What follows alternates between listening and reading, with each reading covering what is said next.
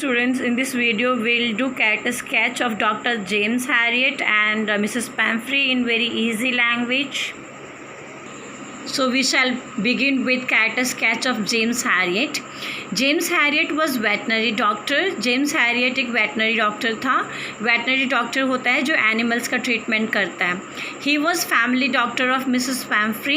Family doctor का मतलब मेरा यहाँ पे ये कहना है कि वो Mrs. Pamphry का जो pet dog है Tricky उसका डॉक्टर था. Mrs. Pamphry consulted him regarding health of her pampered and overfed dog Tricky.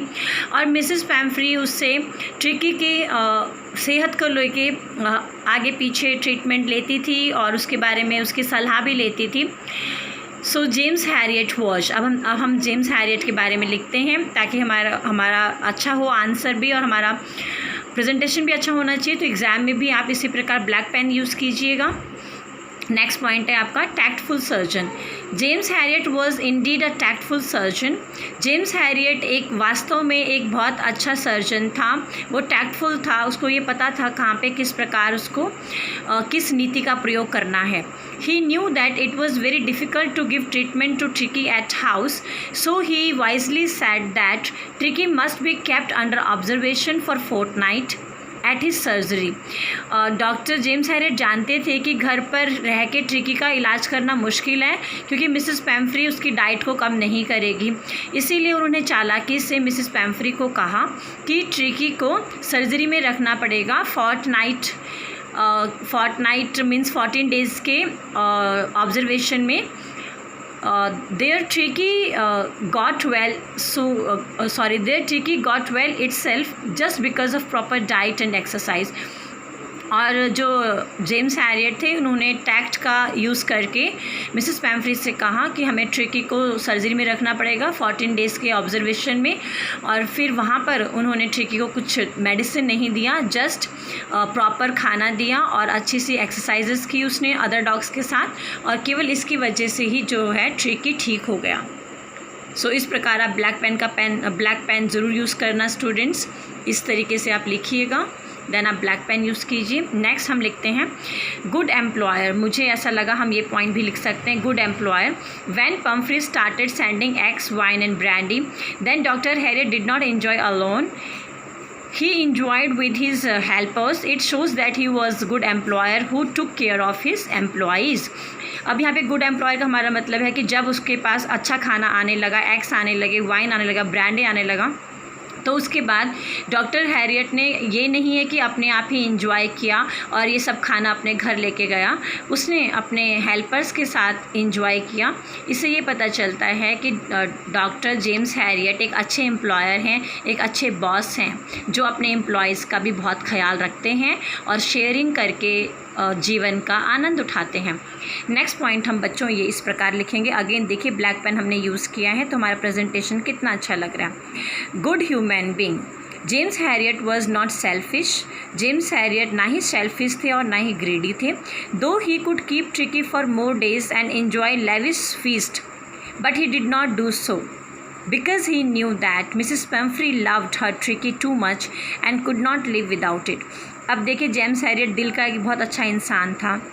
अगर वो चाहता तो ट्रिकी को अपने पास और दिन रख सकता था और ये मज़ेदार खाना और दिनों तक खा सकता था, लेकिन उसने ऐसा नहीं किया क्योंकि वो जानता था कि मिसेस पैम्फ्री अपने डॉग ट्रिकी से बहुत प्यार करती है और उसके बगैर ज़्यादा दिन वो नहीं रह सकती.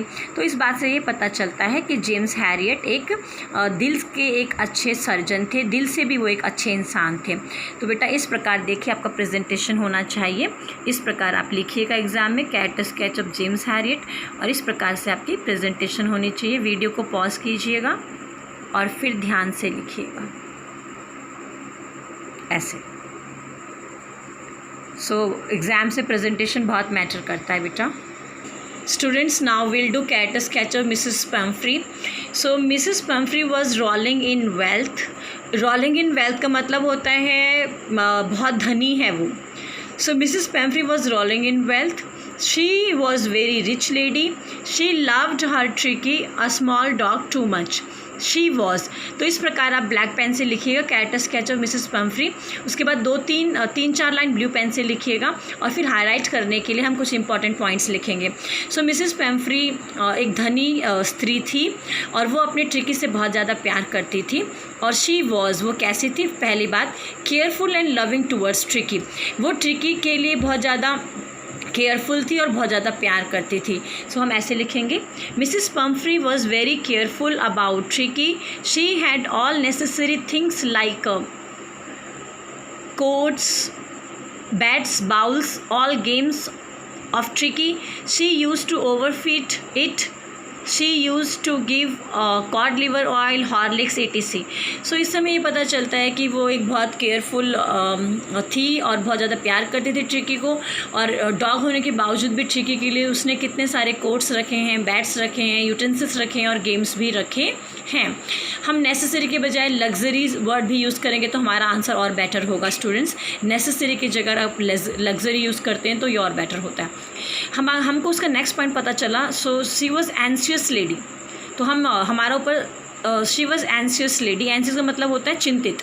देखिए किस प्रकार, Mrs Pumphrey was too much anxious about her dog, Mrs Pomfrey अपने डॉग के बारे में बहुत ज़्यादा चिंतित थी। ट्रिकी हुम शी लव्ड लाइक हर सन, और वो अपने डॉग ट्रिकी के बारे में बहुत ज़्यादा चिंतित थी जिसको अपने बेटे की तरह प्यार करती थी। When Tricky was in surgery then she also When Tricky was in surgery, then also she used to call dozen of time to ask about its health, utensils and dress. तो जब ट्रिकी सर्जरी में था तो भी वो एक दिन में काफ़ी बार डॉक्टर जेम्स हैरियट को फ़ोन करती थी उसके हेल्थ के बारे में, बर्तनों के बारे में और ड्रेस के बारे में जानने के लिए। इससे ये पता चलता है कि जो मिसेस पैम्फ्री हैं वो एंशियस लेडी थी। एंशियस का मतलब होता है वरिड, अपसेट होना, वरिड होना, वो बहुत ज़्यादा चिंता करती थी। अब हम नेक्स्ट लाइन जो लिखते हैं स्टूडेंट्स वो इस प्रकार होगी। नेक्स्ट पॉइंट जो हम लिखेंगे मिसेस पम्फ्री के बारे में बेटा वो है full of gratitude. Full of gratitude का मतलब होता है आभार व्यक्त करने वाला इंसान। तो she was full of gratitude. देखिए हम किस प्रकार लिखते हैं इसको आगे। When Mrs Pumphrey was a very nice lady, Mrs Pumphrey एक अच्छी औरत थी। When she came to take her Tricky tears rolled her eyes, जब वो अपनी ट्रिकी को लेने आई तो उसकी आंखों में आंसू थे। She was overwhelmed with joy, और वो खुशी से फूली नहीं समा रही थी। She was very grateful to doctor James Herriot, और वो जेम्स हैरियट का बहुत ज़्यादा आभार व्यक्त कर रही थी। When she saw Tricky she said it was triumph of surgery and she had no words to thank doctor Herriot. तो इस प्रकार वो फुल ऑफ ग्रेटिट्यूड थी, मतलब ऐसी लेडी थी जो आभार व्यक्त कर रही है बहुत ज़्यादा। तो ये भी इंसान की खूबी होता है, आभार व्यक्त करना भी इंसान की व्यक्तित्व की पहचान होती है बच्चों। तो हम इस प्रकार भी इसको हाईलाइट करेंगे और एंड में आप ब्लैक पेन से लिख सकते हैं। So it is clearly visible that Mrs Pumphrey was a caring and loving mistress with generous heart, GENEROUS, generous heart. तो इस प्रकार बेटा आपका प्रेजेंटेशन होगा। देखिए character sketch of Mrs Pumphrey black pen से लिखिएगा। देन अगेन ये ब्लैक पेन से होगा careful and loving towards Tricky, anxious lady, full of gratitude, and इस प्रकार फिर आपका ये प्रेजेंटेशन होगा। सो आप ध्यान से वीडियो को पॉज करके लिखिएगा। आपकी क्लैरिटी के लिए I am doing again so that आप पॉज करके लिख पाएंगे।